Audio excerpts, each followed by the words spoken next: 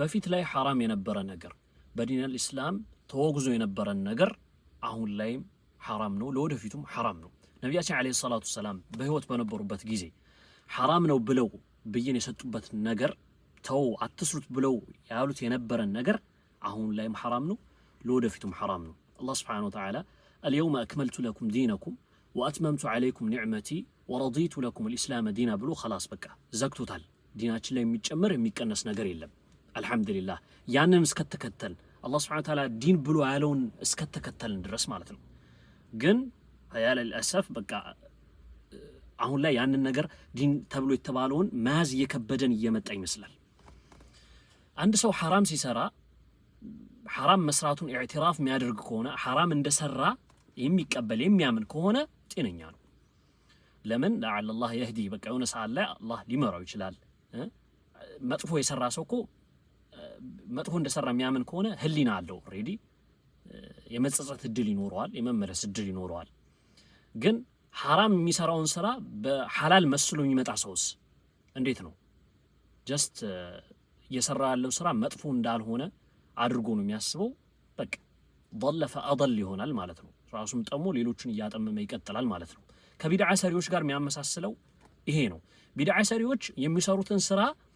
አላህ Subhanahu Wa Ta'ala ዘንድ አጅር አገኝበታለሁ ብለው ነው የሚያስቡት አንተ እዛ ጋር ተው እንዲ ቢድዓ ነው ምናምን ብትለው ዝም በላይ አላህ ጠላት ነው የሚለው አንተን አይቀበለም በቃ አንተን ነው አላህ ጠላት አድርጎ ፈርጆ የሚገላግልህ ማለት ነው ጀስት ከዚህ ጋር ያመሳስላችኋል ግን ትንሽ ለየት የሚያደርጋቸው ምንድነው እንደዚህ አይነት ሰዎች እኔ ከአላህ ዘንድ አጅር አገኛለሁ ብላችሁ የምታስቡም አይመስለኝም ስራችሁም አይመስልማ አንዳንዴ ስራ ዒባዳም አይመስልም ስራችሁ ሲታይ ማለት ነው ለምሳሌ ብዙ ከሚባሉ ነገራቶች አንዱን ላንሳላችሁ አንዱን አሁን እየተቀየረ እየመጣ ያለን ነገር ብዬ ከመላቸው ነገራቶች ማለት ነው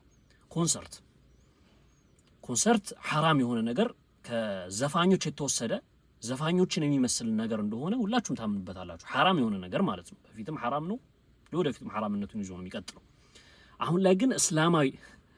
እስላማዊ ስል ራሱ በጣም ነው የሚያስቀኝ እኔ ባይዘዌ እስላማዊ የሚባሉ ነገራቶችን በጣም እንድትጠነቀቁ በዚሁ አጋጣሚ ነግራችኋለሁ እስላማዊ ተብሎ የሚመጡ አዳዲስ ነገራቶች እንዳለ ሸርን ይዘው እየመጡ ነው ባሁን ሰዓት ላይ እየተጠቀሙም አይደለም እስላማዊ ምን ነገር ይሰጡታል ይሄ ዒልም ብዙ ትንሽ ዕውቀት የሌለውን ሰው በቃ ዲን አድርጎ አክሰፕት እንዲያደርገው ያረጉት ግን አላህ Subhanahu Wa Ta'ala ዒልሙን የሰጣቸው ሰዎች አላህ ይጠብቃቸው የዲኑ ዕውቀት ያላቸው ሰዎችስ እነሱ ግን አይቀበሏቸውም የዲኑ ዕውቀት አላቸው ዲን እንዳልሆነ ያዛችሁት ያመጣችሁ ነገር ዲን እንዳልሆነ ስለሚያውቁ እነሱ ኢግኖር ያደርጓቸዋል ማለት ነው ግን አላህ Subhanahu Wa Ta'ala እዚህ ዱንያ ላይ ያኖረን እስከፈጠረን ድረስ የኖርን እስከሆነ ድረስ ከዲናችን የመከላከል ግዴታ ስላለብን ከዛ ነገር አንፃር ነው እኔ ራሱ ይሄን ነገር ለመናገር የፈለኩት እንጂ ከበፊትም ጀምሮ እናንተ ተው ስትባሉ ምንም እየሰማችሁ ስላልሆነ ማለት ነው ግን ህብረተሰብን ማዳን ግን እንዳለብን ከዛ አንፃር ነው ይሄ አሁን የተናገርኳቸው ሰዎች ዕውቀት የሌላቸው ሰዎች ሙስሊም ሆነው ዕውቀት የሌላቸው ሰዎች ብቻም አይደሉም ሙስሊም ያልሆነው ሰዎች ራሱ እስልምናን በዚህ እየመሰለው እየመጣ ነው መጨፈር መደለቅ የሚወድ ህዝብ አድርጎ እየሳለው ነብያችን አለይሂ ሰላቱ ሰላም ግን እንደዚህ አይደለም ያዘዙን አላህን ልትፈሩ ይገባል እንደዚህ የምታደርጉ ሰዎች ዱንያዊ ነገራቶችን ዱንያዊ ጥቅሞችን ብር ዝና በቃ ሀብት ምናምን ፍለጋን ዲናችንን ያልሆነ ኢሜጅ አትሳሉት አላህን ልትፈሩ ይገባል ይሄ አሁን የጠቀስኳቸው ኮተቶች ዱንያዊ ነገራቶች እዚህ ዱንያ ላይ ነው እንትን የሚሉት የሚቀሩት ነገ አላህ ፊት መቆም አለ የአላህን እዝነት እኮ ማግኛ እኮ ሰበብ አለ እኮ ታውቃላችሁ የአላህ እዝነት ድንበር አለው ገብቷችኋል የአላህን እዝነት ማግኘት የማይቻልበት ፓርት እንዳለ ታውቃላችሁ አይደል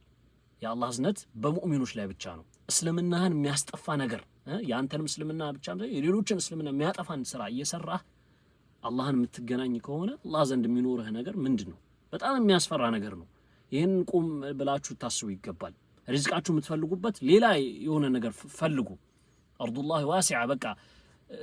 ብዙ ነገራቶችን እየሰራችሁ የተለያየ ቦታ እንትን ብላችሁ ሪዝቃችሁን ፈልጉ ለጥቅማ በቃ ይሄ ጥቅም ምናምን ፈልጋችሁ ዲናችን ያልሆነ ነገር እንትን አትበሉት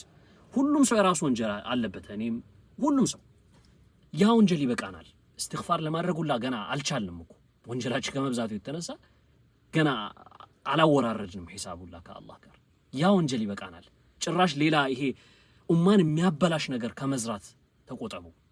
የራሳችን ወንጀል ይበቃል። እናንተም የራሳችሁ የግላችሁ ወንጀል ይበቃል። ቅድም ያልኩት ማለት ነው። አንድ ሰው የራሱ ወንጀል ካለው ጀስት ሙሐሰባ ያደርጋል ከአላህ ጋር። ግን ሌላን የሚያጠም ነገር ይባስ ብሎም ደግሞ ያን የሚሰራውን ነገር ደግሞ እንደ ዲን ብሎ ሲመጣ ደግሞ ይሄ በጣም በጣም ከባድ የሆነ ነገር ነው። ለሰውየውም ለሌላም ሰው በጣም ከባድ የሆነ ነገር ነው። አላህን ልትፈሩ ይገባል። አላህን ልትፈሩ ይገባል። ኹላሰቱል ቀውል የመጨረሻ ንግግሬ ለእናንተ መልእክት የሚሆነው ምንድነው? መጪው ትውልድ ከእናንተ ጋር የመጨፈር የመደለቅ ዓላማ እንደሌለው። ባረከላሁ ፊኩም። ሰላም አለይኩም ወራህመቱላህ